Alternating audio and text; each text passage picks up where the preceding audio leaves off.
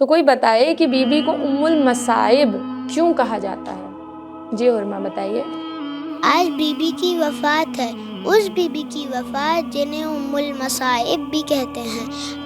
بچپن سے لے کر پوری زندگی میں آپ نے مشکلوں کا سامنا کیا۔ بچپن میں آپ کی والدہ آپ سے بچھڑی، آپ نے کوفے میں اپنے بابا کو شہید ہوتے دیکھا، پھر مدینے میں امام حسن کو زہر سے شہید ہوتے دیکھا۔ اس سے بڑھ کر آپ نے اپنے بھائیوں، بیٹوں، بھتیجوں، تمام گھر والوں کو کربلا میں ایک دن میں شہید ہوتے دیکھا۔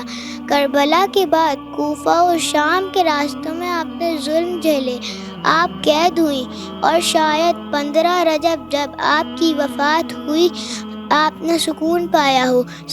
ہمارا سلام ہو بی بی آپ پر۔ بالکل درست، ہم سب کا بی بی پر سلام ہو کہ بی بی نے اتنے سارے مصائب کو دیکھا۔